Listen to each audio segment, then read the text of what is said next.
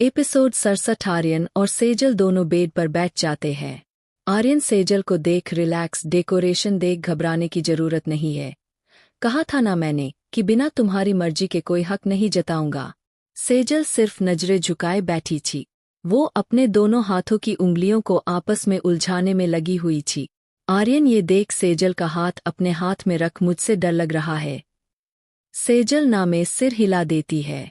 आर्यन अपनी पॉकेट से एक बहुत ही सुंदर ब्रेसलेट निकलता है जिसमें एज लिखा हुआ था। उसका डिजाइन बहुत सुंदर था। आर्यन सेजल का हाथ पकड़ वो ब्रेसलेट उसे पहनाते हुए है। तुम्हारा वेडिंग गिफ्ट कैसा लगा?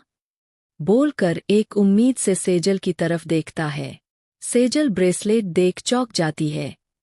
वो कभी ब्रेसलेट को तो कभी आर्यन को देख रही थी। आर्यन, क्या हुआ? पसंद नहीं आया? सेजलन ही बहुत खूबसूरत है। पर आर्यन फिर क्या पर? सेजल कोई जवाब नहीं देती पर फिर कुछ पल बाद मुस्कुरा कर उठने लगती है। आर्यन, कहाँ? बात तो करो। देखो, पसंद नहीं आया तो कल दूसरा बनवा दूंगा तुम्हारी पसंद का। सेजल मुस्कुराकर, एक मिनट रुकिए, अभी आई, बोलकर अपना पर्स लेकर आती है। उसके से एक ब्रेसलेट और निकलता है जिसमें भी एज लिखा हुआ था। बस ये थोड़ा मोटा और बॉय ब्रेसलेट था। आर्यन चौंकते हुए सेजल को देखता है। सेजल आर्यन का हाथ लेकर उसमें ब्रेसलेट पहनाते हुए, मैंने भी आपके लिए यही बनवाया था अंश भैया के साथ जाकर, पर आप भी मेरे लिए यही लाएंगे ये नहीं पता था, इसलिए चौंकी थी मैं कि हम दोनों की पसंद एक है। आर्यन मुस्कुराते हुए, ये तो अच्छी बात है कि हम दोनों ने एक दूसरे को सेम वेडिंग गिफ्ट दिया। वैसे सिर्फ डिजाइन का फर्क है, प्यार दोनों में बराबर है। सेजल, प्यार? मैं समझी नहीं। आर्यन, दोनों ने ही एज लिखवाया, मतलब हम दोनों एक दूसरे से कितना प्यार करते हैं कि बस एक दूसरे से जुड़े रहना चाहते हैं। सेजल मुस्कुरा देती है। आर्यन ब्रेसलेट को देखते हुए, थैंक यू, बहुत प्यारा है। सेपाल कोई जवाब नहीं देती, सिर्फ मुस्कुरा देती है। आर्यन देखता है कि सेजल बार बार अपने भारी से नेकलेस को ठीक करने की कोशिश कर रही है। आर्यन ध्यान से देखता है तो नेकलेस की तरफ पूरा रेड रेड निशान बने हुए हैं। आर्यन, सेजल से तकलीफ हो रही है तो बता नहीं सकती। नेकलेस उतारो, देखो, तुम पहले चेंज कर लो। इतनी हेवी ज्वेलरी पहनी हुई है, बोल सकती हो ना कि दर्द हो रहा है। सेजल सहमति से सिर हिला देती है।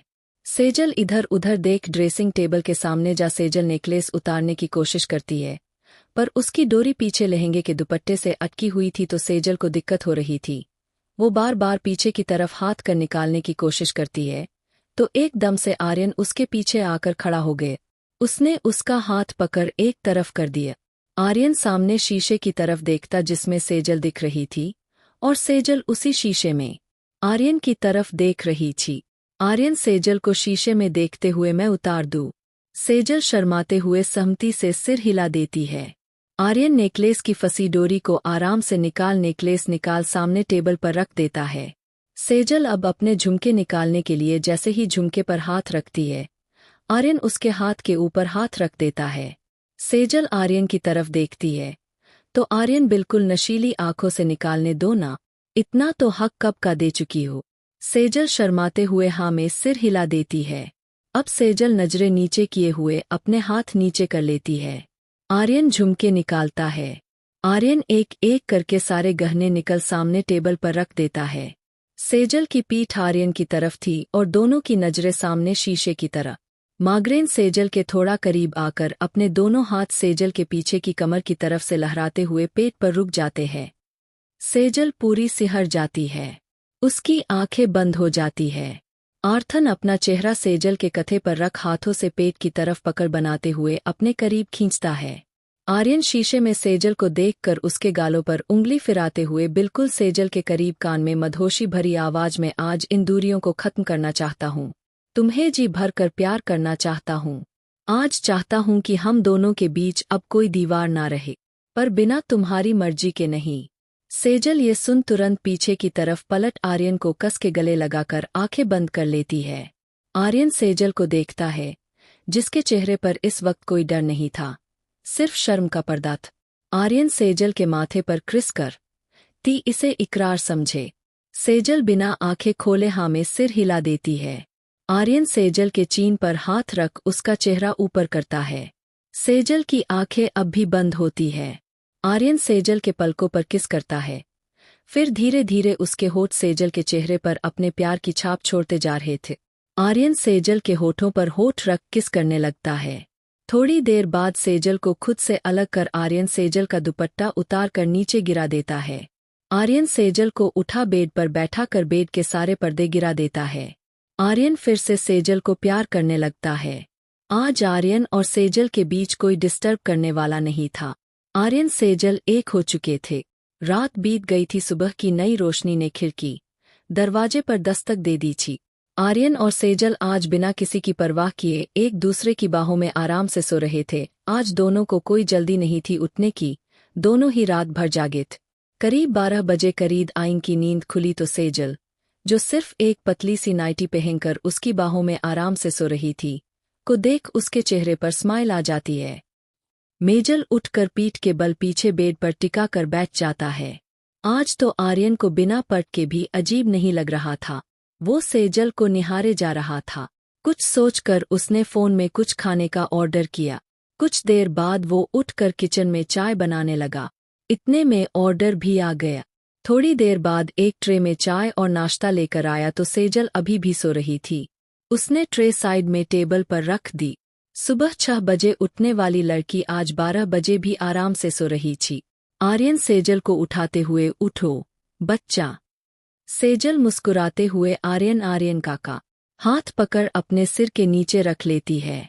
कुराते हुए सेजल के गालों पर किसकर 12 बज गए है, उठ जा। सेजल एकदम से चौंकते हुए उठकर बैठ जाती है, घबराते हुए, क्या 12 बज गए? सॉरी बस अभी 10 मिनट में मैं नाश्ता बनाती हूँ, बोलकर बेड से उठने लगती है। आर्यन सेजल को वापस बैठाते हुए, रिलैक्स, नाश्ता मंगवा लिया है और इसमें इतना घबराने वाली क्या बात है? सेजल चुप हो जाती है। उसकी नजरें बेड की सजावट और शर्टलेस आर्यन पर जाती है तो उसे कल रात की सारी बातें याद आती है। वो अपने ऊपर नोटिस करती है तो उसने तो नी लेंथ की पतली सी स्ट्रिप वाली नाइटी पहनी थी जो काजल ने जबरदस्ती उसके बैग में रख दी थी। सेजल खुद को देख शर्मा जाती है और तुरंत बेड की चद्दर के वापस घुस जाती है। आर्यन ये देख मुस्कुराने लगता है। आर्यन सेजल के करीब आकर मुस्कुराते हुए, अब भी शर्मा रही हो? सेजल शमती हुए इधर उधर देखने लगती है। आर्यन नाश्ते की ट्रे सामने रख, चलो पहले नाश्ता करो, फिर तैयारी भी करनी है। सेजल चौंकते हुए, तैयारी कैसी? आर्यन मुस्कुराते हुए, हमारे हनीमून पर जाने की। गवा, जहां तुम जाना चाहती थी। सेजल शर्मा कर नजरें नीची कर लेती है। आर्यन पराठे की बाइट सेजल को खिलाता है। दोनों एक दूसरे को खिलाते हैं। अगले एपिसोड के लिए हमारे चैनल को सब्सक्राइब करें। धन्यवाद।